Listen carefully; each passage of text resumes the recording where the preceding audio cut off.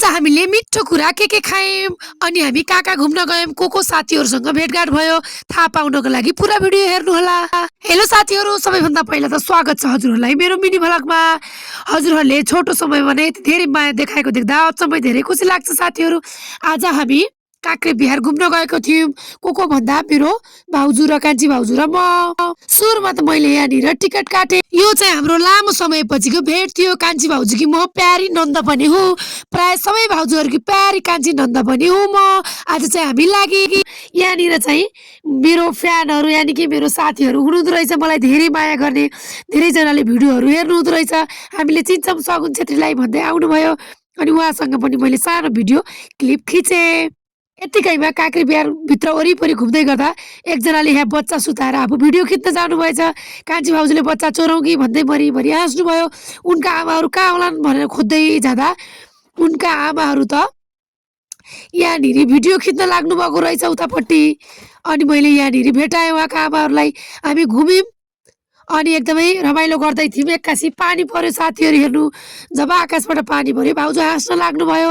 हाम्रो यो भेट चाहिँ 6-7 वर्षपछिको घुमाइ थियो हेर्नु। 7 वर्ष अगाडि उहाँको छोरी सानो लोरिया र मेरो भदैनी हाम्रो भाउजूहरू भएर हामी यही ठाउँमा घुम्न गएको थियौँ। मलाई बैराग लागेर गालामा हात लाएर बसेको छु कि नन्द भाउजूको भेट भएर घुम्न जाँदा पनि यसरी पानीले हामीलाई दुःख दियो अनि हामी छाता ओढेर त्यहाँबाट ओह्रालो झरिहाल्यौँ। आधा घन्टामै फर्किनु पर्यो साथीहरू।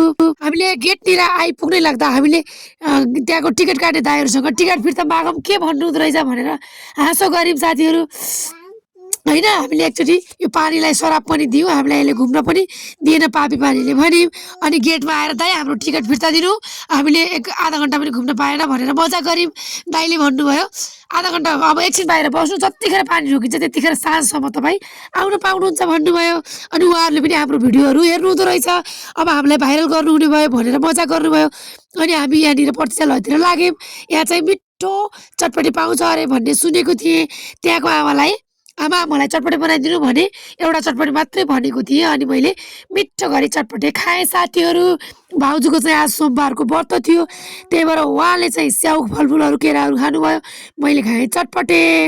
अनि त्यहाँदेखि हामीहरू फर्क्यौँ साथीहरू। फर्किएर त्यहाँदेखि लाग्यौँ चिया अड्डा घरतिर।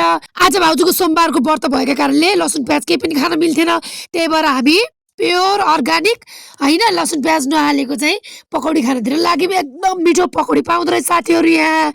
बाँकी अर्को भिडियोमा हेर्दै गर्नु होला। Thank you for watching.